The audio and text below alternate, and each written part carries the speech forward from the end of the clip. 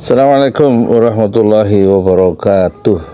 Saya Yudi Pramuko, tukang donat dari Parung YouTuber tertua di semesta.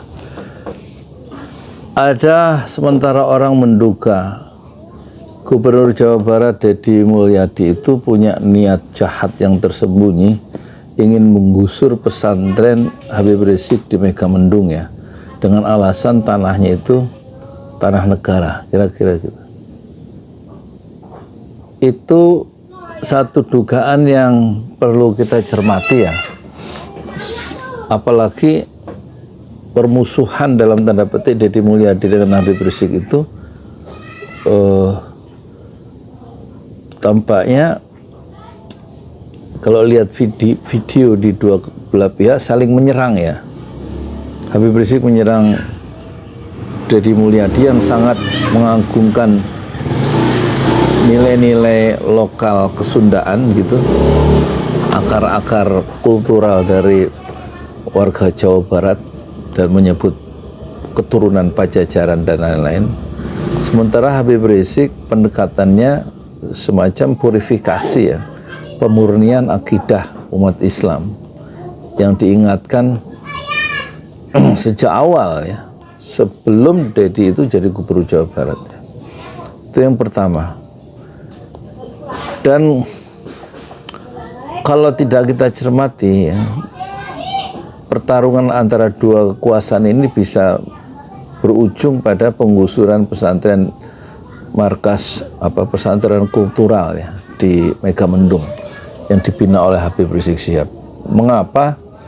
Karena sekarang Deddy Mulyadi itu punya kekuasaan punya kewenangan sebagai gubernur, dan dia punya anggaran, dan dia punya aparatnya. Sementara Habib Rizik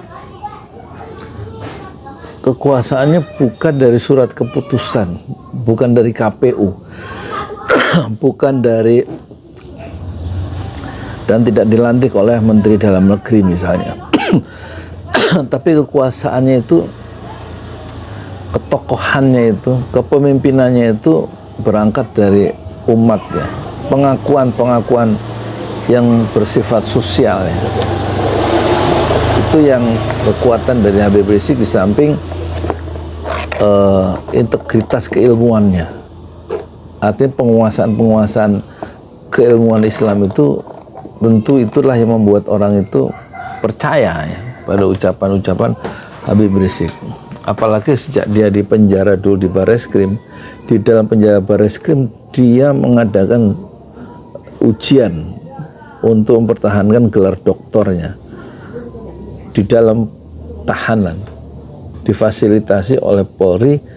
Dia berhasil ya mempertahankan tesisnya, dan tesis doktor itu ditulis setebal lebih dari 1000 halaman di dalam bahasa Arab, dan diuji oleh dosen-dosen dari luar negeri. Jadi kapasitas keilmuan Islamnya itu jauh melampaui Deddy Mulyadi ya, yang tentu dia tidak dikenal sebagai aktivis dakwah, kecuali dia pernah jadi anggota Himpunan Mahasiswa Islam Bandung misalnya.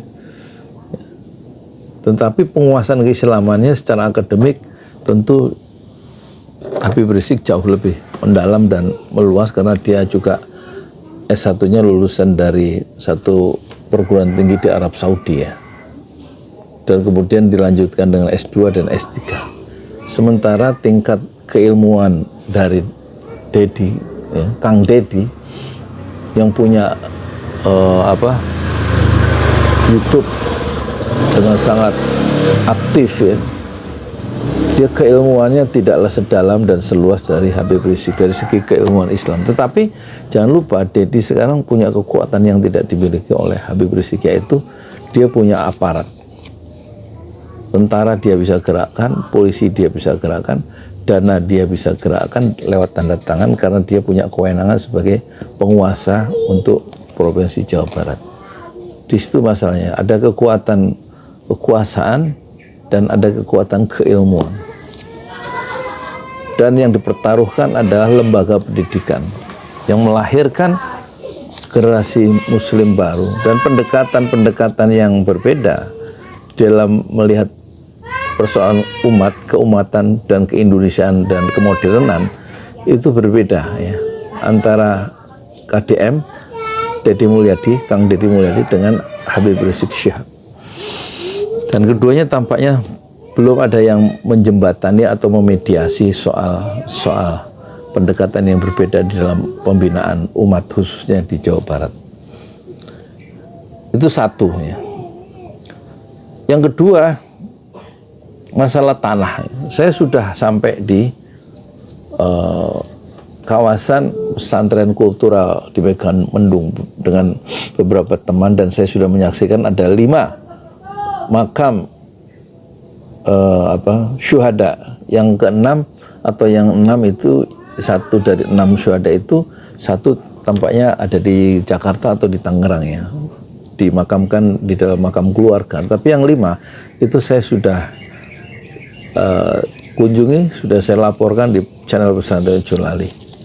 Ada 5 makam dan saya sudah lihat sedikit perpustakaannya, dan tampaknya suasananya memang sunyi, dan kita memanjat dengan perlahan-lahan lewat mobil itu karena perjalanan menanjak menuju pesantren itu. Dan konon di zaman Mahfud MD, di zaman Jokowi itu juga dipersoalkan legalitas dari tanah itu, katanya tanah PTPN ya. Dan entah bagaimana tidak dilanjutkan ya soal sengketa Habib Rizik dengan pemerintah ya. Dan Habib Rizik sendiri kalau tidak saya salah, dia tidak keberatan pindah dari situ, tapi dia membeli ya dari pihak tertentu untuk lembaga pendidikan pesantrennya itu, dan dia tentu perlu ganti rugi ya. Sekarang kita bandingkan, itu yang kedua ya. Pertanyaannya, mengapa orang mempersoalkan Habib Rizik yang menggunakan tanah di tanah pemerintah, istilahnya ada hak guna bangunan untuk lembaga pendidikan ya, pembinaan masyarakat supaya lebih baik, dikenalkan nilai Islam, sementara tanah yang dikuasai oleh kelompok-kelompok tertentu dalam proyek strategis nasional yang lebih luas daripada yang mungkin hanya 30.000 hektar kalau tidak salah ya Habib Rizik Syihab itu. Ini ratusan ribu hektar tanah-tanah yang baik di Rempang mau di Wadas itu karena dilindungi oleh proteksi politik dengan nama proyek strategis nasional, itu mudah saja menggusur ya rakyat yang sudah tinggal di satu kawasan itu untuk dipaksa keluar ya, dipindahkan. Bahasanya Bahlil itu bukan digusur tapi digeser, tapi dengan paksaan tentunya. Dengan paksaan itu misalnya gini, kalau di Rempang sejumlah Satpol PP baik yang perempuan maupun yang laki itu kemudian langsung ya, mengosongkan rumah warga dengan alasan ingin dikosongkan karena dia masuk wilayah proyek strategis nasional. Dan kita lihat videonya, itu tentara dan Satpol PP langsung mengeluarkan barang itu, barang-barang kompor, kasur, bantal, kursi, semua dikosongkan. Tentu ibu itu menjerit, yang memiliki rumah itu menjerit supaya nanti kalau mau dikosongkan nunggu suaminya yang sedang kerja. Tapi tanpa ada percakapan lagi, aparat yang memang digerakkan ya dengan kekuasaan itu langsung mengosongkan rumah itu, dan kemudian bisa dengan mudah memutuskan aliran listrik sehingga air tidak berfungsi kalau dia pakai sanyu misalnya. Termasuk mengosongkan sekolah, puskesmas dan lain-lain itu tinggal dikosongkan atau dimatikan listriknya. Nah, itu cara-cara untuk mengosongkan satu kawasan yang masuk dalam proyek strategis nasional dengan cara yang yang tidak adil atau melukai perasaan keadilan. Nah, kita lihat sekarang proyek-proyek strategis nasional itu selalu dimenangkan oleh orang yang dekat dengan kekuasaannya. Kalau memang paradigmanya seperti itu, gugus pandangnya seperti itu, pendekatannya seperti itu, maka tampaknya besar kemungkinan Habib Rizik akan kalah dan dikalahkan, akan dikalahkan oleh kekuasaan, oleh Deddy Mulyadi dengan alasan surat-surat itu milik pemerintah, entah itu tanahnya PTPN dan lain-lain, dan mudah saja dia akan melakukan semacam penggusuran. Dan dari segi itu tampaknya Habib Rizik selalu taat ya, meskipun dengan cara dizolimi dia akan mengikuti satu aturan-aturan yang ditetapkan oleh pemerintah, seperti dia menjalani hukuman 5 tahun misalnya, gara-gara dia dihukum oleh pengadilan gara-gara apa? Gara-gara menciptakan kerumunan. Sepele itu dia kemudian dihukum dan dia menjalaninya, ya. Dan percobaan-cobaan yang akan dihadapi Habib Rizik itu tidak dalam konteks kekuasaan, bukan hanya itu. Percobaan-percobaan pembunuhan itu sampai konon ada yang menghitung sampai 14 kali Allah masih melindungi Habib Rizik, termasuk pengejaran di tol Cikampek yang kemudian mengorbankan, dan aparat Polda Metro Jaya itu membunuh 6 santri Habib Rizik Syihab Laskar Front Pembela Islam yang mengawal mobil gurunya, yaitu Habib Rizik Syihab dengan anaknya dan cucunya, juga Habib Hanif bersama istri ya, dan keluarga besarnya begitu. 6 orang itu dibunuh dengan 19 peluru ya.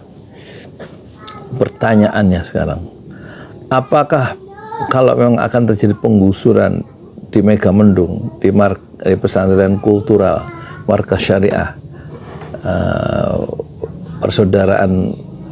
persaudaraan Islam itu, Front Persaudaraan Islam sebagai ganti dari Front Pembela Islam yang dibubarkan itu, apakah akan menimbulkan korban jiwa? Apakah ada santri yang melakukan perlawanan kemudian nanti dibunuh oleh aparat dengan dasar aparat melakukan pembelaan diri? Itu yang modusnya yang di kilometer 50 kan gitu. 6 Front Laskar Front Pembela Islam itu dibunuh dengan 19 peluru terbagi untuk 6 anak muda itu, dan kemudian penembaknya polisinya itu 2, harusnya 3, yang 1 mati katanya. Diadili dan mereka divonis lepas oleh hakim, pembunuh 6 orang itu. Alasannya apa dia vonis lepas, tidak bisa dipenjara? 2 polisi dari Polda Metro Jaya itu terbukti melakukan kejahatan tapi tidak bisa dihukum karena mereka membela diri katanya, kata hakim. Dan itu masih menyisakan gumpalan ya, kekecewaan, ada keadilan yang tersobek di situ ya. Dan Habib Rizik menerima dengan kesabarannya di penjara, dan kemudian santrinya dibunuh, kemudian organisasinya dibubarkan ya kan. Dan kemudian bulan Juni tanggal berapa itu tahun 2021 ya, dia dihukum, divonis 5 tahun penjara, dan dia jalani ya, untuk sebuah kesalahan yang bukan karena dia mencuri. Habib Rizik tidak mencuri, tidak melakukan pembunuhan, tidak melakukan menerima gratifikasi, dan dia juga bukan pejabat, tidak melakukan pencurian, tidak melakukan pencucian uang, tidak melakukan hal-hal kriminal lain, hanya perbedaan politik ya, dan membentur kekuasaan pemerintah dengan serangan-serangan lidah yang tajam sebagai bagian dari amar ma'ruf nahi mungkar. Itu kemudian dia dikriminalisasi, diadili dengan cara yang tidak adil, dan Habib Rizik menerima itu bagian dari dakwah. Tampaknya kalau kekuasaan yang bicara dan aparat yang berbicara, besar kemungkinan ya, dan kalau tidak ada mediasi, besar kemungkinan pesantren di Megamendung itu bisa lenyap ya. Dan Habib Rizik bisa hengkang dari lokasi yang sudah dibina bertahun-tahun itu, ya tinggal dibayar oleh pemerintah ganti rugi ya. Kalau nggak mau, ganti ruginya itu dititipkan di pengadilan, kan gitu. Dan kemudian yang menang adalah dengan penuh kebanggaan dan dengan penuh kesombongan adalah seorang penguasa. Dan antek-anteknya akan bangga bisa menghancurkan, ya, dalam tanda petik, ya, memukul kembali secara politik Habib Rizik Syihab yang tidak bisa dihancurkan meskipun sudah diisolasi selama 3 tahun 7 bulan, meskipun sudah dibunuh 6 pengawalnya, meskipun sudah dihancurkan alat perjuangannya yaitu Front Pembela Islam, meskipun dia sudah dikurung, tapi tetap dia bisa masih bertahta, ya, Habib Rizik masih bertahta di hati umat. Dan kemudian diserang istilah Habibnya itu, dan kemudian memancing orang-orang untuk menghajar gelar Habib itu. Tapi Habib Rizik masih bisa bertahan dengan pertolongan Allah. Segala cara dipakai, diancam dibunuh, kemudian dilemparkan isu-isu tentang seksual lewat chat-chat mesum itu yang rekayasa menurut ahli IT. Kemudian alat perjuangannya dibubarkan yaitu Front Pembela Islam. Kemudian dirinya dipenjara, ya, selama 5 tahun hanya persoalan informasi kesehatan.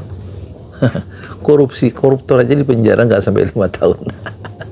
Padahal dia nyolong. Habib Rizik tidak menyolong 1 rupiah pun dari anggaran atau dari uang yang bukan haknya. Kita lihat, ya, pertarungan Deddy Mulyadi yang sekarang dengan jumawa punya kekuasaan, dan dia mulai dengan perlahan-lahan menggusur villa-villa di puncak, ya, supaya kesannya itu dia membela lingkungan.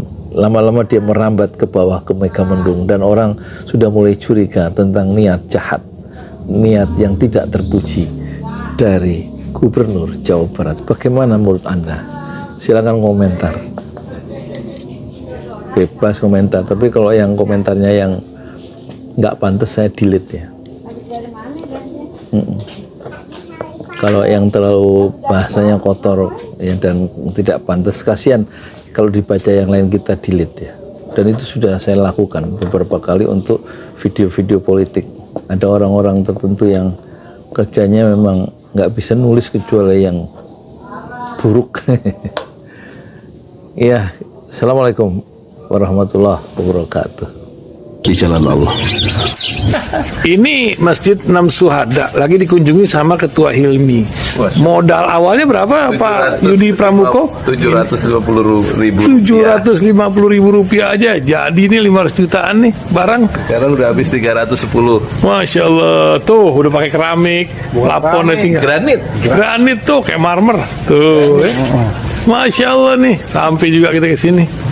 Masjid 6 Syuhada, ngapa namanya Masjid 6 Syuhada, Ya, Pak Yudi? kita mau mendokumentasikan perjuangan dakwah nama anak muda pengawal Habib Rizik Syihab itu. Masya Allah. Yang dibunuh sama orang jahat di kilometer 50. Kilometer 50, ya. Itu kan simbol memperjuangkan dakwah itu kita harus memberikan segalanya untuk Islam, kan, ya. Untuk Masya dakwah Islam. Allah. Dan nama anak muda itulah yang sudah memberikan segalanya untuk Islam. Masya Allah. Apa nanti nama pemuda itu ada juga di sini, mungkin diterahkan? Mungkin namanya 6 Syuhada. 6 Syuhada, Ya, itu. 6 Syuhada dipasang di sini. 6 Syuhada.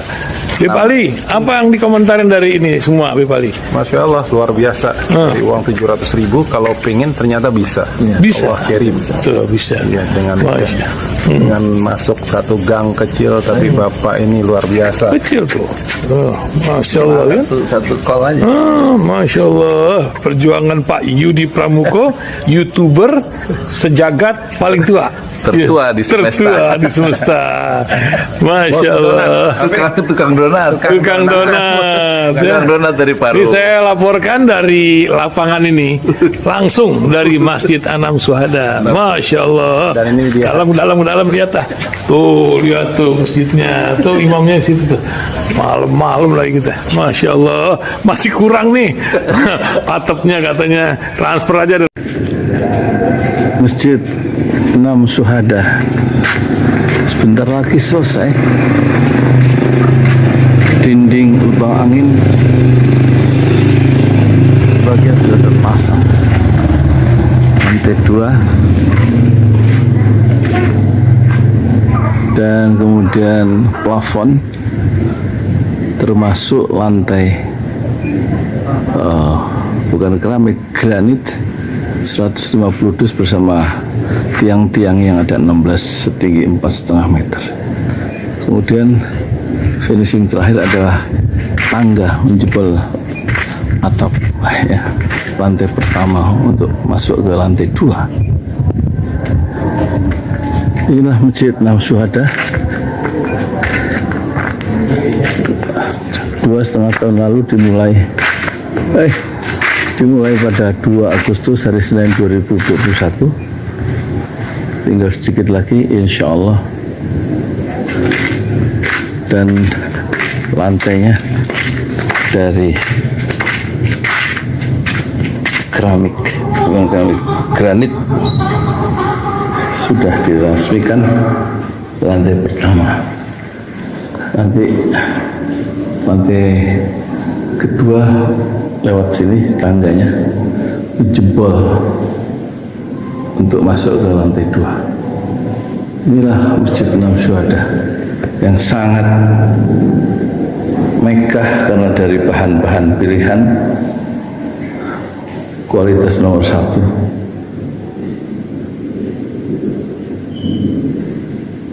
Tinggal sekitar 80 juta lagi finishing lantai atas selesai insya Allah.